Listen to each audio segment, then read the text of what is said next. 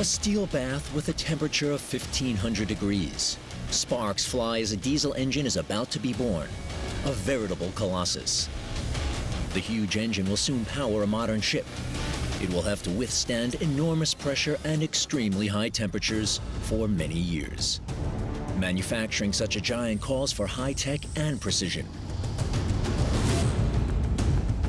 One of the most powerful high-speed diesel engines in the world, it is part of the MTU concern's Series 8000. Made in Germany, the engines are produced in Friedrichshafen on Lake Constance.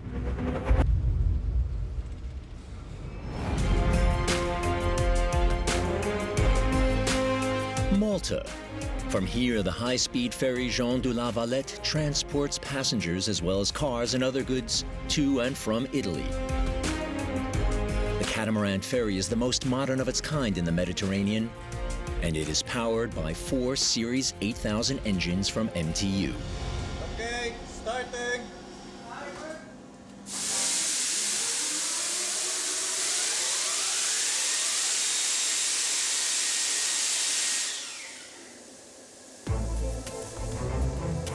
3 levels below deck, the crews start up the ferry's 4 mega diesel engines.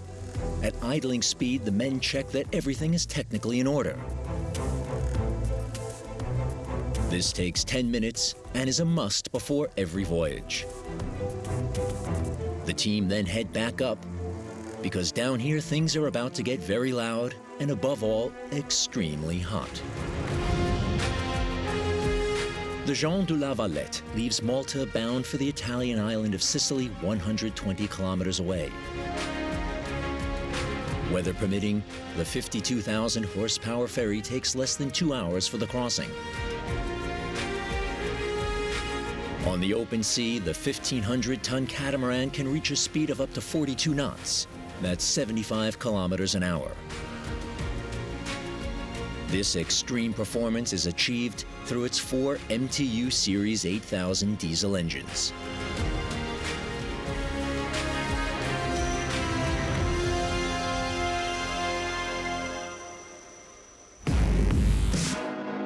MTU Series 8000 consists of 20-cylinder common rail diesel engines. Each unit is 7 meters long, 2 meters wide, and 3.5 meters high. Roughly the same size as a steam locomotive, it also weighs as much, around 48 tons. The 20 cylinders have a capacity of 350 liters and produce 13,600 horsepower. Fuel consumption is 2,000 liters an hour. The core element of the engine, and its biggest component, is the huge crankcase.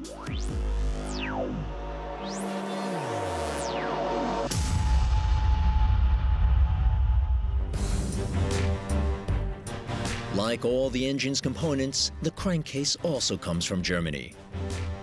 This foundry in Frohnberg in Bavaria is the birthplace of the mega diesel engine and a location with a long tradition.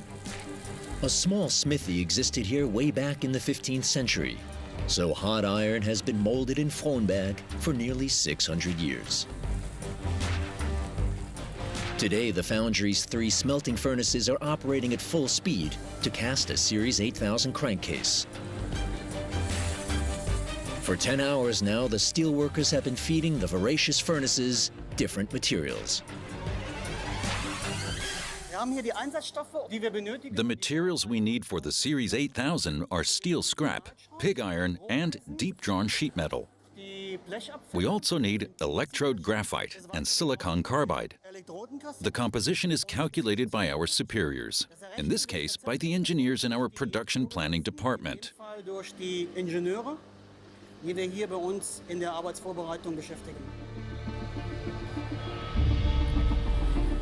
Casting a crankcase calls for 16 tons of material. Hot, hard work for the smelters who have to keep a constant eye on the temperature. Only when the molten metal has reached a temperature of 1,500 degrees is it ready to be transported to the mold. Here we have a measuring sleeve made of pressboard. Inserted at the front here is a thermal element. It's attached to a measuring probe and used to measure the temperature of the melt.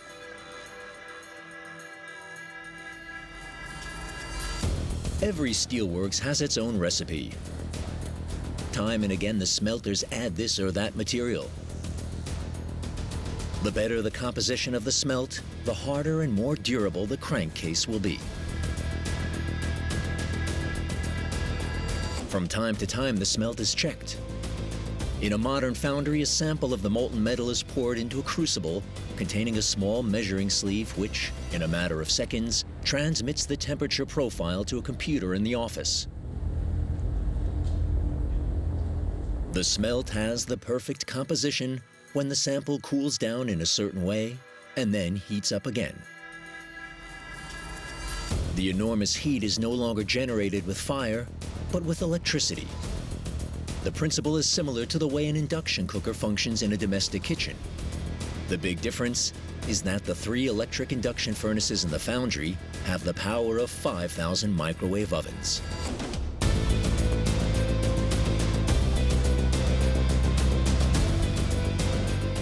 Their 4 megawatt have heated the molten metal to a temperature of over 1,500 degrees.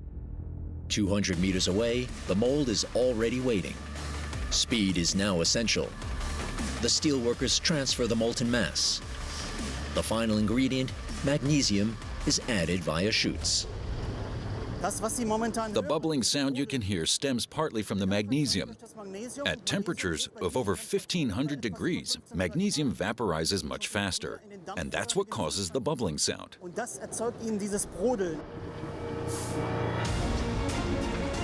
The magnesium vapor flows through the molten metal like carbon dioxide through mineral water. This changes the molecular lattice structure of the steel and will make the crankcase slightly elastic.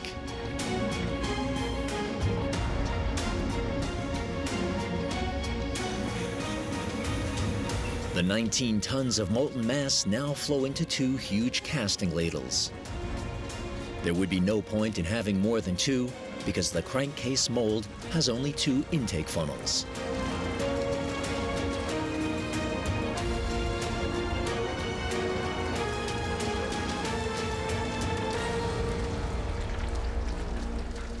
This is what the various parts of a crankcase mold look like. These 2 disc cores consist of resin-soaked quartz sand, which, after setting, has become rock hard. 10 of these cores in sequence comprise the mold of a Series 8000 crankcase. Prior to casting, each template is given a coating which has a horrific smell to it. The coating prevents the sand from mixing with the steel during casting. The molten steel flows into the mold via this channel. It passes through the filter chamber with its ceramic filter and enters the mold cavity via this feed channel and then spreads throughout the entire mold. But before that, the 10 disc cores are placed in a casting box. The cavities are filled with special sand. Without this sand, parts of the mold would fly off during casting. It's a job which calls for a lot of experience. Any mistake could render the mold useless.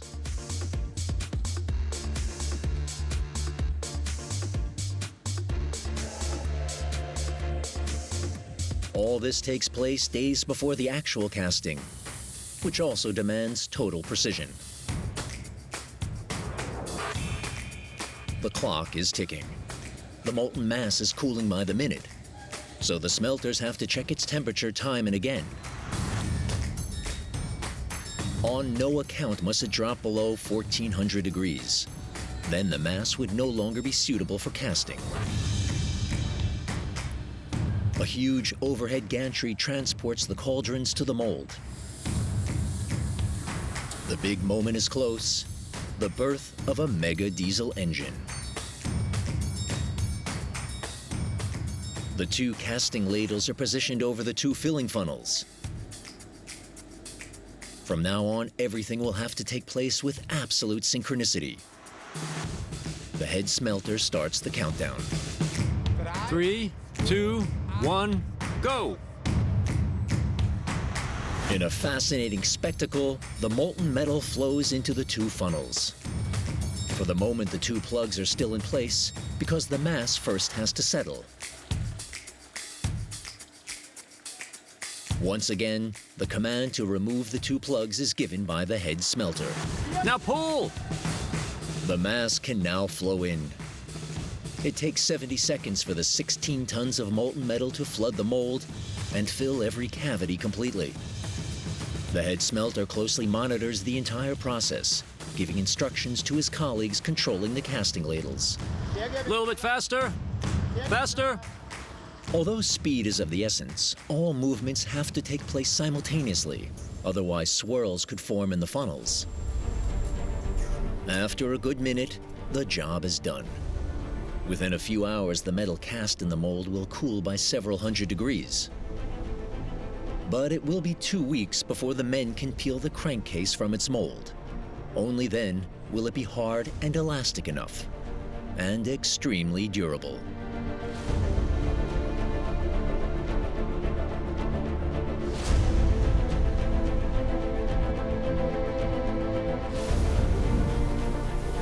The Jean de la Valette is surging through the Mediterranean at a rate of over 40 knots. The high-speed ferry is heading for the Sicilian port of Pozzallo. It's not a propeller that the 4 mega-diesel engines in its hull are driving, but water jet power units, which function on the recoil principle. Water is sucked in under the ship and then expelled again with tremendous force.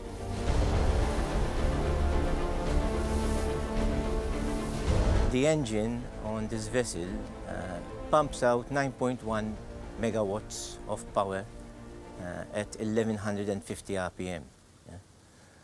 The aggregate power is 36.4 megawatts. So in actual fact, losing an engine will not affect the vessel drastically. The immense power from the diesel engines is a big help, especially in berthing the 1,500-ton ferry. The ship is highly maneuverable and can be steered easily, even in a confined space. The captain slowly brings the 107-meter-long Jean de la Valette against the quay wall in Sicily. In just 8 hours' time, the catamaran will be heading back to Malta. That's not a long time, because today a team of mechanics, specialists in marine engines, has come on board. One of the 4 mega diesel engines needs 2 new cylinders, and the old ones require maintenance. The men have to dismantle the diesel engine and replace the cylinders. Since a stay in port is very expensive, the specialists need to get to work straight away. This means heading down 2 levels. Awaiting the men at a temperature of 50 degrees in the engine room are a booming auxiliary power unit and the 48-ton diesel engine. They all know that this means a lot of work under time pressure. Brakes are out of the question. Back at the foundry in Frohnberg, 2 weeks have now passed. That is how long the steel block has taken to cool down completely. The heavy and, insofar as steel permits, elastic crankcase for the mega diesel engine is about to see daylight for the first time. With the help of the overhead gantry, the 16-ton Colossus is lifted out of the casting pit. This causes the quartz sand cocoon to crumble, exposing the brand new Series 8000 crankcase. What we now see here is the down sprue and the path taken by the steel into the mold. The first task now falls to a welder who has to sever the 2 down sprues. The gas jet slowly cuts its way through the tubes, which are as thick as tank armor. Other superfluous parts are also still attached to the 7-meter-long cast body. They were needed for the casting process. Now they too are cut off.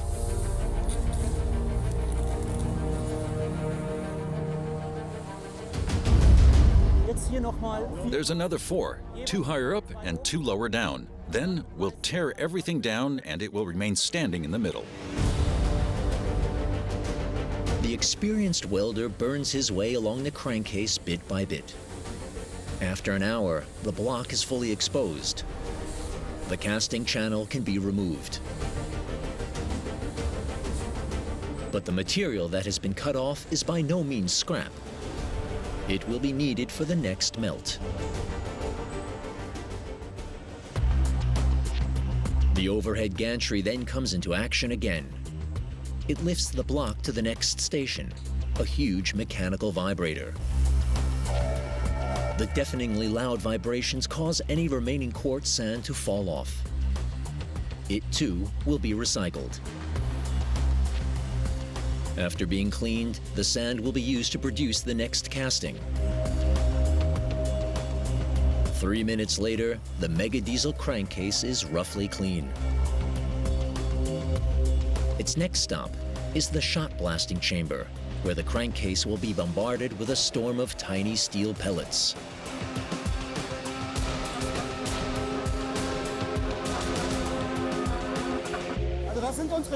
These are the steel pellets.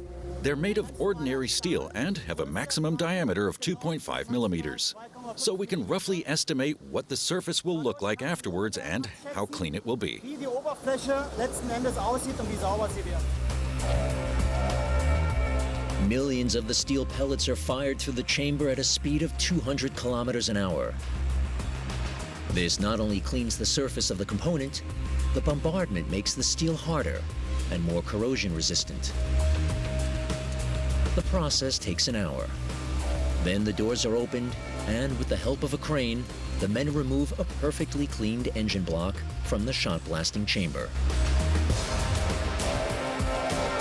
The razor-sharp casting noses also have to be cut off. The crankcase can then leave its birthplace for transportation to Lake Constance. Assembly of the mega engines takes place at the MTU plant in Friedrichshafen. The firm specializes in large, high-speed diesel engines. Ships, submarines, military vehicles, and locomotives worldwide are powered by MTU systems. A Series 8000 naval engine has to pass through 6 assembly stations. 25 of these mega diesel engines leave the plant every year. Prior to assembly, the raw part is milled. The Colossus is machined to the right dimensions in several stages, losing up to a ton of material in the process. This takes several days. Engines of this size are machined with extreme precision. The tolerances to be adhered to are so minute that they can no longer be perceived with the naked eye.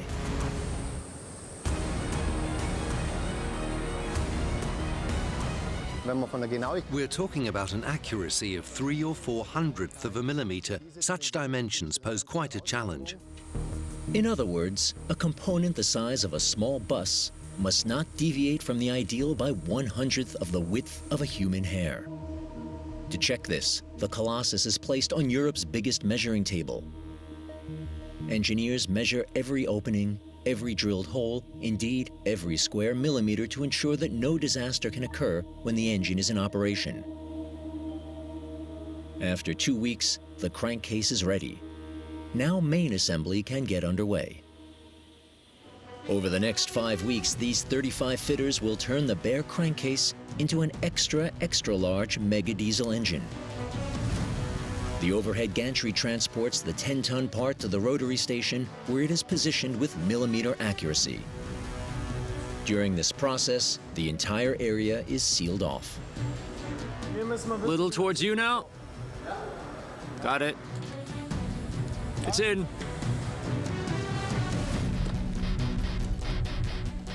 First of all, the crankcase is given a serial number. In the past, this had to be hammered in with effort. Now a special tool performs the task mechanically in seconds. The green light for assembly is about to be given by foreman Roland Bucher. He is in charge of the workshop. But first, the fitters check the surfaces and the bearings once again. We'll illuminate the entire crankcase starting with the inlets and then continue with the main oil channels. The two fitters' job is to detect any contamination. Tiny burrs or metal splinters in one of the channels could cause serious problems later. The main oil channel here has to remain free of dirt, dust and splinters, which could of course destroy the engine. Then it is the turn of the camshaft components. When it is fully assembled, the shaft will be 6 meters long and weigh 400 kilograms. To ensure that everything fits together, the mechanics work with liquid nitrogen. They sink dozens of small guide pins in a nitrogen bath with a temperature of minus 198 degrees Celsius. The liquid gas chills the metal pins and makes them contract. The super cold guide pins can be tapped into the flange of the camshaft segment with ease. As they heat up, they expand to give a really firm fit. Guide connections have to be greased and running surfaces oiled. The men then push the camshaft into the 6-meter-long channel, section by section, making sure nothing gets tilted. That's fine. A bit lower. Then you'll see it coming. Down a bit more. The initial phase is completed. The guide neck is now in the channel. The men slowly push it in further. Once again, this is precision work. There is zero room for error. Should something tilt, the engine would be blocked. Up again, up some more. Just hold it like that. When the 3 segments have been bolted together, the 2 fitters carefully push the unwieldy component through the engine. The camshaft is made of surface-hardened steel and will not be replaced throughout the entire life of the engine. After 2 days, the work at Station 1 is completed. One of the 25 mega diesel engines manufactured here each year is transported to the next station by overhead gantry. The rotary station is even bigger than the first station. Here, fitters will turn and wheel the Colossus several times and even turn it upside down.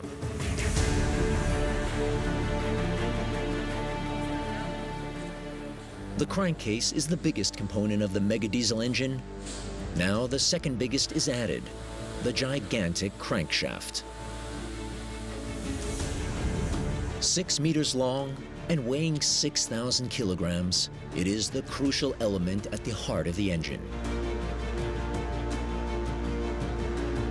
Operating at full speed, the heavy crankshaft will rotate at a staggering 20 revolutions per second.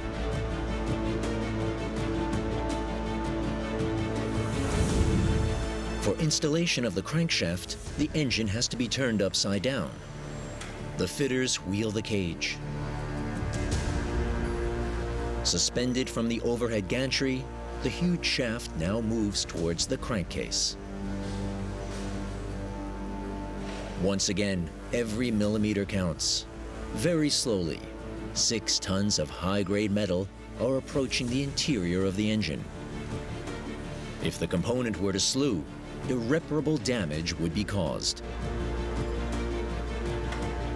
After 20 minutes, the difficult task is completed. The fitters now turn the huge frame a few more degrees to gain better access to the engine's inlets. Over the next few hours, they will install 20 of these cylinder pistons. Later, the entire combustion process will take place in the power units, as they are known. Each power unit has a capacity of 17.5 liters and is basically an independent single-cylinder engine.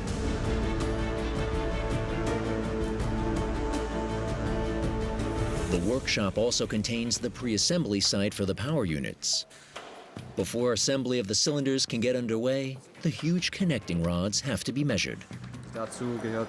This includes measuring the bearing shells, because if the bearing shells are too small, this could damage the crankshaft. All the measurements are recorded exactly to ensure precise positioning.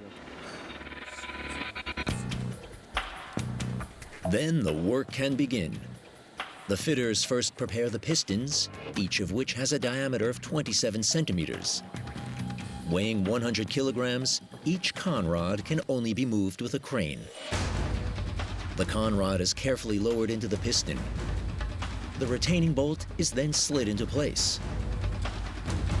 It takes a quarter of an hour to install the first of 20 pistons. Next, the focus is on the complex cylinder head. On the rotary table, the fitter inserts 4 bolts and secures the cylinder liner with another 24 bolts.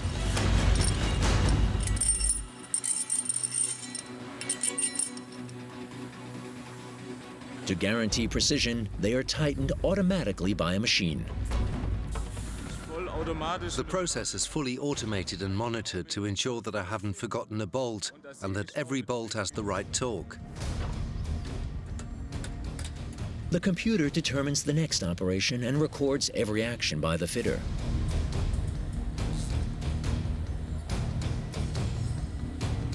Now the piston, together with the conrod, is introduced carefully and slowly into the cylinder. A single error would cause considerable damage. Later, 20 of these power units will make the 6-ton crankshaft rotate at a speed of 1,150 revolutions a minute.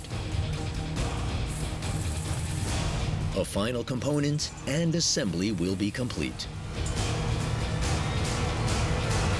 This is part of the exhaust. The power unit weighs 750 kilograms.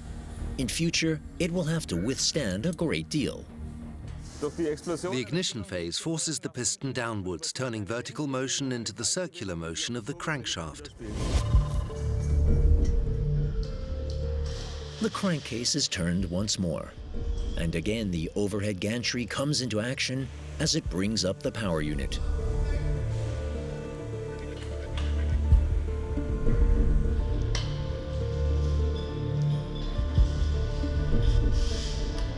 The men slowly lower the cylinder unit into the engine. In its interior, the connecting rod grips the crankshaft with millimeter accuracy. The team installed 20 power units in one day. The conrods are provisionally secured with white dummies because the engine will be turned once again and nothing must be allowed to shift its position. The fitters reposition the engine block in order to install the 20 bearing shells in its underside. Each shell weighs 25 kilograms and is pushed onto the bolts of a conrod. Later, it is this area that will have to withstand the greatest forces. The up and down motion of the piston causes the crankshaft to rotate 20 times a second. The forces involved are extreme, and all the components will have to withstand them for many years. A special procedure is followed to secure the conrod. The men equip the bolt with a hydraulic clamping cylinder. They then attach oil pressure lines.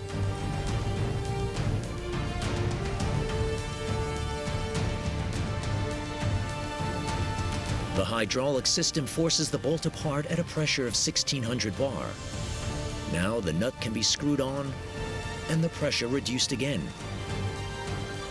The threads of bolt and nut are pulled together in a solid link. Installation of the power units is now finished, along with the preliminary work on the fuel lines and the exhaust and cooling systems. The gantry transports the engine block on to Station 3, where a 2-man team focus on the gear train. Here it is about to be sealed with a cover, but beforehand, the men coat the edges with a special sealing compound.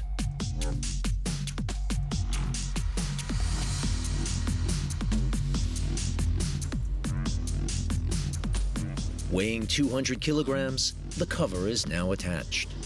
It is secured with dozens of bolts. In the years ahead, the gear train will not be opened again. Depending on its application, the mega diesel engine will have a service life of up to 35 years. Only then will maintenance be required. Back to the Mediterranean and Pozzallo Harbor on Sicily, where the high-speed ferry Jean de la Valette is berthed. 3 levels below deck, a team is working against the clock. The men have 8 hours in which to replace 2 power units from one of the 4 diesel engines. the maintenance work can only be carried out by specialists. While the covering is being removed at the top, one of the men crawls under the still warm engine to drain the cooling liquid.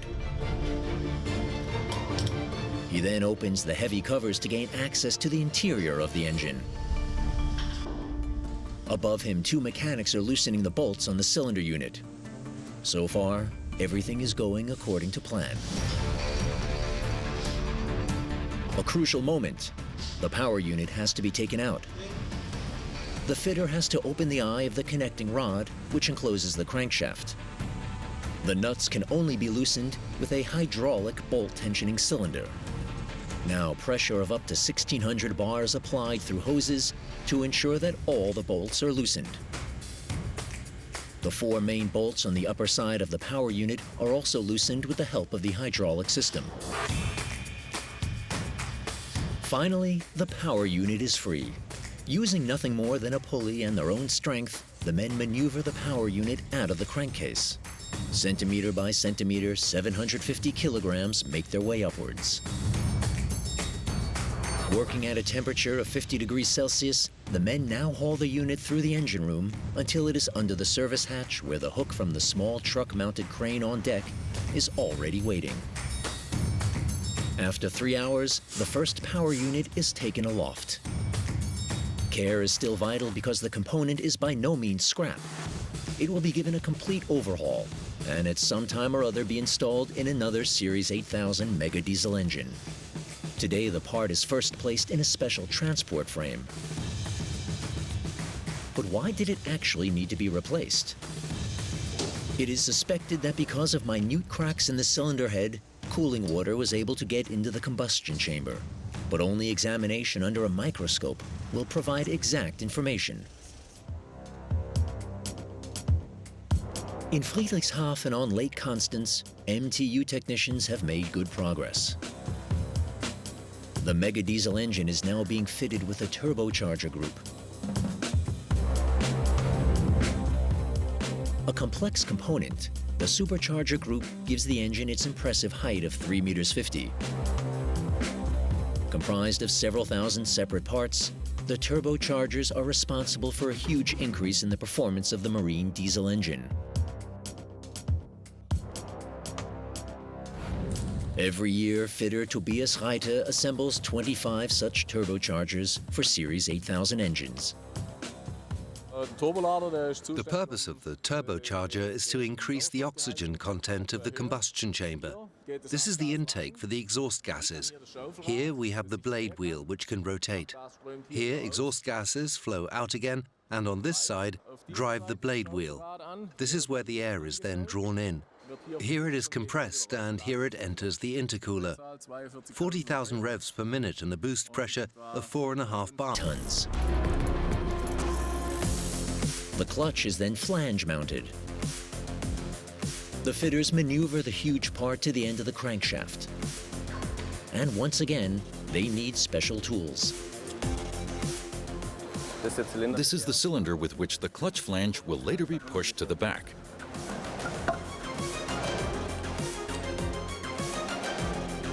Here too, the components have to expand. Hoses ensure a high oil pressure of 1500 bar. The flange expands, and little by little, the clutch moves on to the shaft. 2 minutes later, the men release the pressure again. The connection is solid.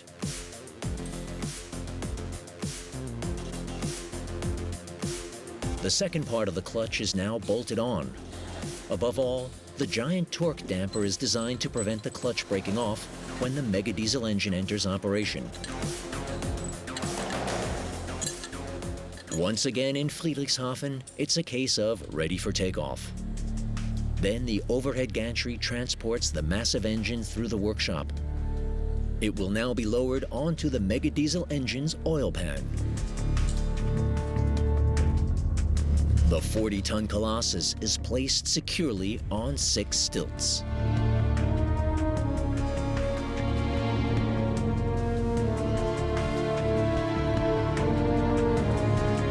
The oil pan is filled with 2/3 of maximum capacity. That's 1,600 litres, which is the volume pumped through the engine twice every minute.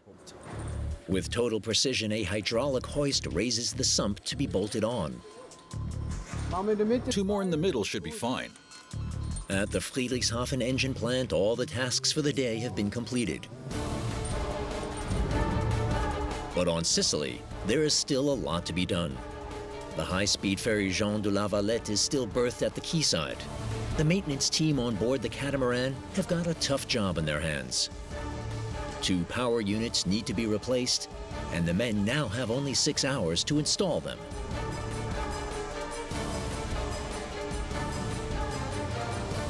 The replacement unit, which has been given a complete overhaul, is lowered into the machine room through the service hatch. The 7-man team are all specialists who have been specifically trained for this engine series. Slowly, they lower the 750-kilogram part in the crankcase. Tough manual work with the help of a pulley. In the confines of the machine room, there is no space for an automatic ceiling crane. The conrod cover then makes its descent. Since it weighs only 25 kilograms, it is no problem for the mechanics. Skillful hands easily slip the cover onto the threaded bolts. 2 nuts, and the job is done. The team don't talk much. Each man knows what he has to do. Only in this way will they be able to meet their deadline. The next step is to get the injector ready. It has to be cleaned, greased, and have new seals fitted. On the cylinder head, the tolerance of the rocker arms and the valves also has to be reset. Each feeler gauge has a specific thickness, enabling the mechanic to adjust the valve clearance exactly.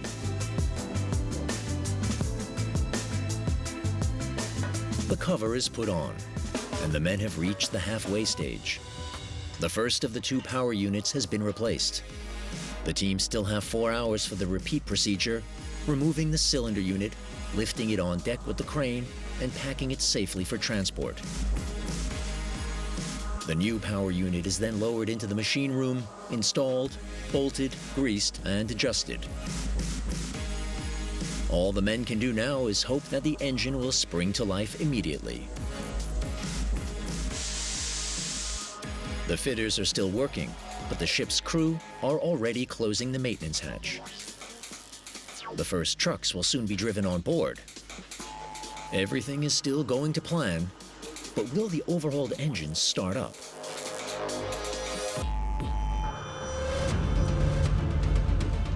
At MTU on Lake Constance, the new engine block is again being transported by crane through the workshop. In the meantime, the mega diesel engine has become even heavier. Just before its final assembly station, it now weighs nearly 48 tons. At Station 6, the fitters focus on the electronic system and on pumps and lines of all kinds.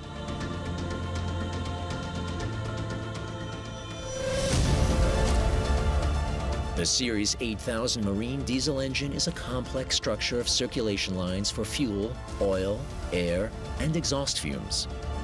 Several hundred meters of copper pipes, tubes, cables, and hoses have been installed in and on the engine.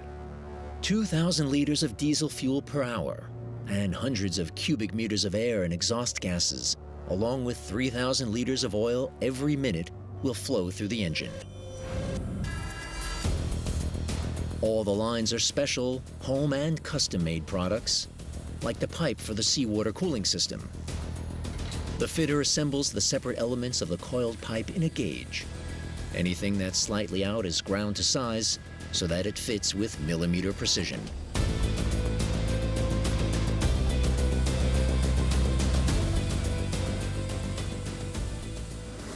This side needs to fit.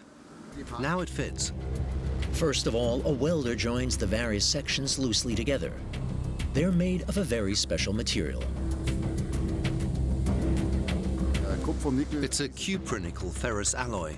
A ship's engine is exposed to salt water, but that can't affect this pipe. Welding curved sections while the workpiece is turning is a big challenge for any welder.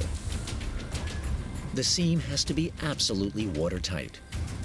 If any seawater got into the engine, it would destroy it. The final pipe for the engine block is now ready. It has been a long road. Over the last 5 weeks, around 20,000 parts have been attached to the crankcase. The result is an extra-large marine diesel engine made in Germany.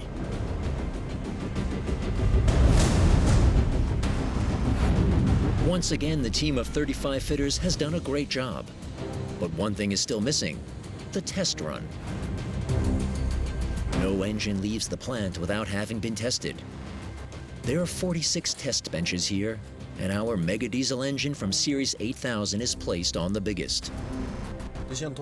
We start up the engine with an air starter that operates with 40 bar. It drives a flywheel which causes the engine to start up. Finally, the big moment comes. The mega diesel engine springs to life for the first time.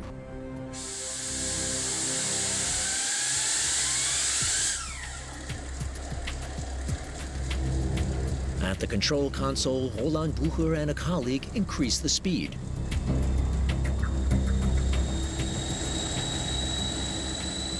The engine's performance is measured with the help of a water brake attached to its transmission. The water brake has a paddle wheel which rotates in the water, creating an artificial resistance.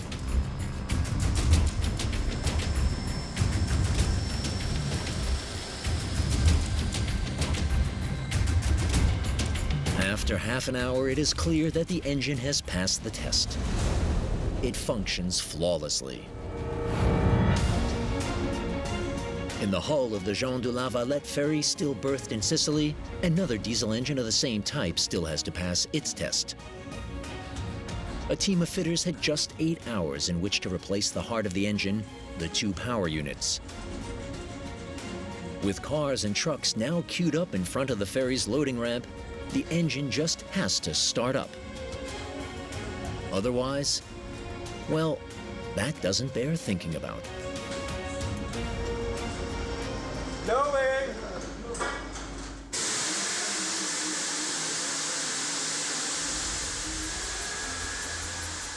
But in fact, the engine won't start. So the fitters have to check all the lines and try again.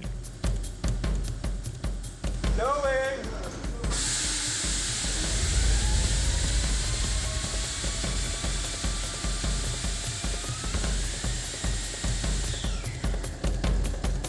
Success. The engine is running again. And to the ears of the fitters, the deafening noise sounds like music. The pit stop has taken 8 hours and cost thousands of euros. But the high-speed ferry is now ready once again to make the crossing to Malta. The ship's engineer just has to give the green light. Then the team of fitters can call it a day. The diesel engine can now look forward to a long service life. These engines run virtually forever and ever. Under typical conditions, we're talking about 72,000 operating hours. After that, the engines are taken out and checked for wear. And if everything is okay, they are reassembled and put back into service. It's already dark when the Jean de la Valette reaches Malta. Its engine is working perfectly. After performing a final skillful turn in the narrow basin, the captain reverses the ship alongside the quay. The high-speed catamaran will again be able to cross the Mediterranean 3 times a day, taking cars and trucks, goods and tourists from Malta to Sicily and back, in record time and reliably, thanks to 4 mega diesel engines in its hull. Power made in Germany.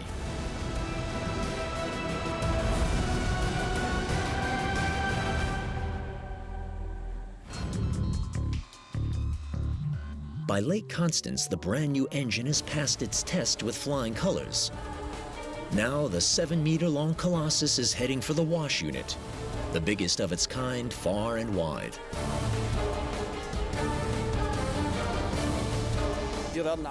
Every large engine is washed here. On average, the procedure takes 5 hours. At a temperature of 70 degrees, the engine is washed with a detergent and then dried for paint spraying. It's a really tough job. Clad in a heavy protective suit, the man with the high-pressure cleaner has to cope with heat, noise, and damp. After 5 hours, the engine is spotless. Above all, it is free from grease, essential if it is to be sprayed later with a special type of paint. The roughly 1,000 cubic meters of water that are used will be treated and recycled.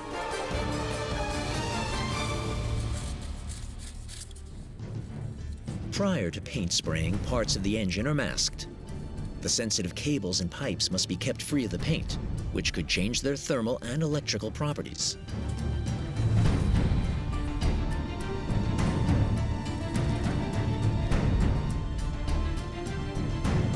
Finally, the engine is given its coat. This, too, is a process that takes time.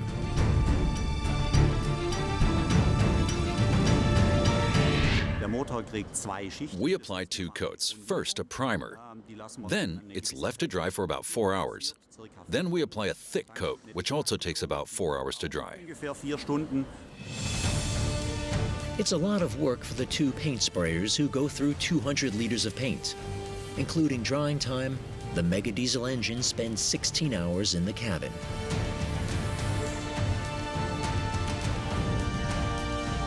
Now it is ready.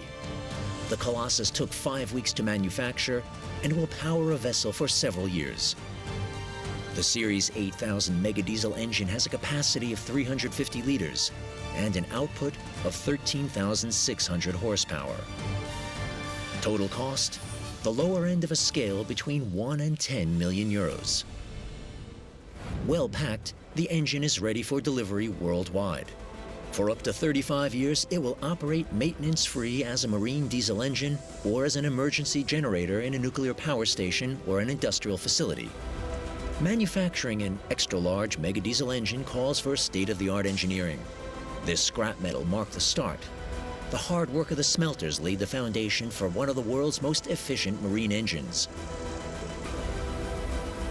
In future, too, the Series 8000 Mega Diesel engine will power ships all over the world.